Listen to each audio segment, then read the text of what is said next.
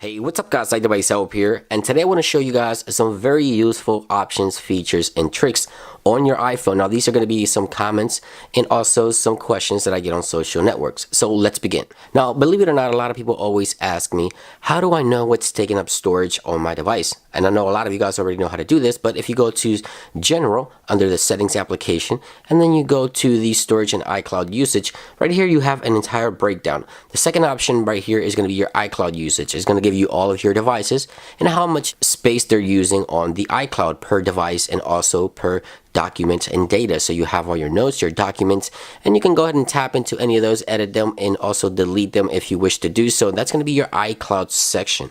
Above that, it's going to be your physical storage. It's going to give you the storage that you're taking up. In this case, I'm taking up 6 gigabytes, and the available storage. In this case, I have 245. So this is a 256 gig iPhone. So you can go into manage here, and it gives you a breakdown as well on which applications are taking up the space. In this case, I have iOS 10.3.2 beta 5 that I'm ready to install, but I can go ahead and tap onto there and delete it. That's about 2 gigabytes of storage that's being taken up just with that alone. This happens a lot, by the way. People don't really know they have a software updates lingering in their storage background. They're taking up storage. You also have your Twitter, your photos, and it gives you a breakdown. You can tap into there and delete the application, and you get a better understanding on what's taking up space on your device. Now, also another thing that I wanted to address was here under the album section, you have the recently deleted. Believe it or not, a lot of people delete their photos and forget to delete them from their trash cans. It's very similar when you delete something on your computer now on an iPhone.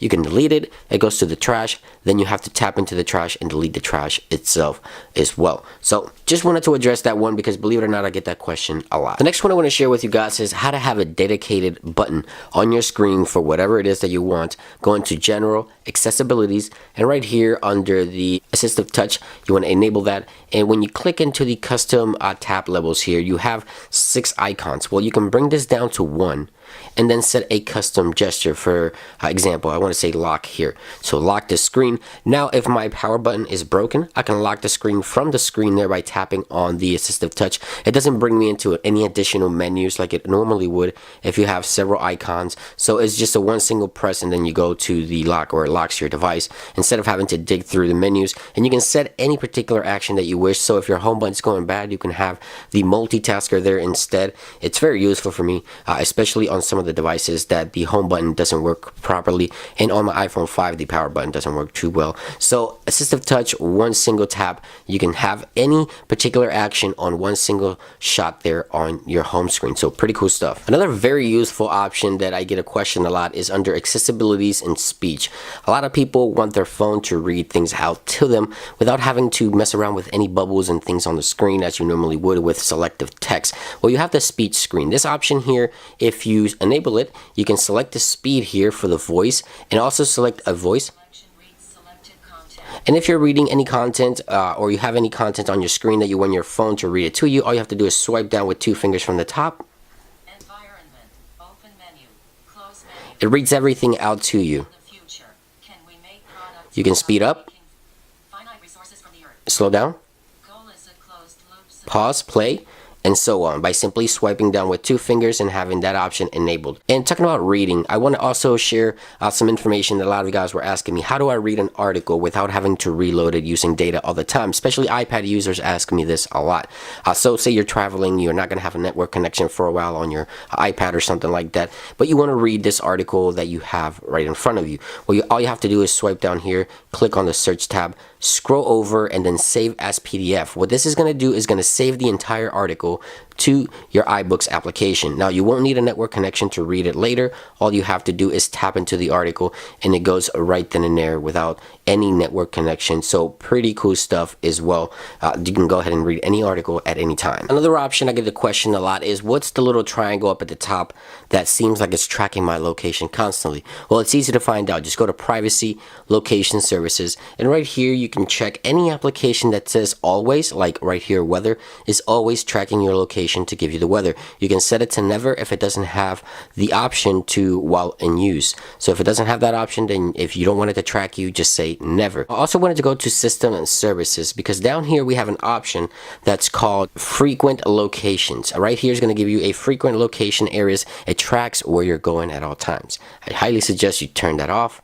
And what you want to do is go ahead and clear history so that your phone doesn't really know where you're at all times. It's kind of creepy. A lot of people don't know about it. If you don't mind it, I guess that's fine.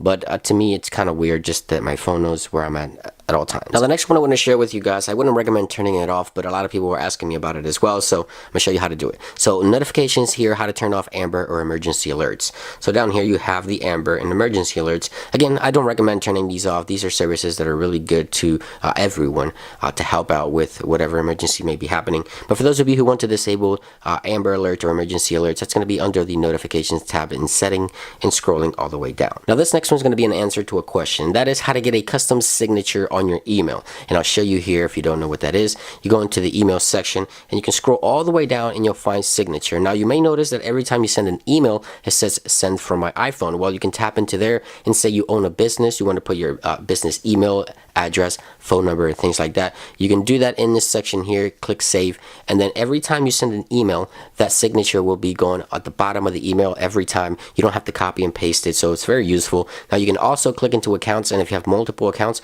you can choose a default account, and that account is the one that's going to be using the signature, so keep that in mind. So that was an answer to a question. Another question that I get is how to find my car after I parked it. A lot of people know this feature is built into iOS, but don't really know how to activate it. So go into the Maps application extension in settings, scroll all the way down, and you'll see the show parking location. Make sure you enable that, and every time you park, then the iPhone will remember where you parked, and then you can go back into the Maps application and you'll see a pin that's going to be marking the location of your vehicle. So a lot of people didn't know how to activate that. That's how you do it. And last but not least, a lot of people find this annoying. Since iOS 9 was slide to unlock, everybody always keeps swiping, forgetting that it isn't swipe to unlock anymore, and ends up on this panel here, the widget panel on the lock screen. Well, how do you get rid of that panel? So in case you swipe to unlock, you don't have to just kind of get mad that you did that, and just press the home button and go into your device. And what you want to do is go into Touch ID and passcode, enter your passcode. Once you enter your passcode, scroll down, and right here, the today view, you want to turn that off while allowing access on the lock screen. So now when we go to the lock screen, it won't swipe over to that section. It's no longer there. It won't annoy you any longer. So there you guys have it. That about brings it into this video. Hopefully some of these tips were useful. It's been iDevice Help, and I will catch you guys real soon. Peace.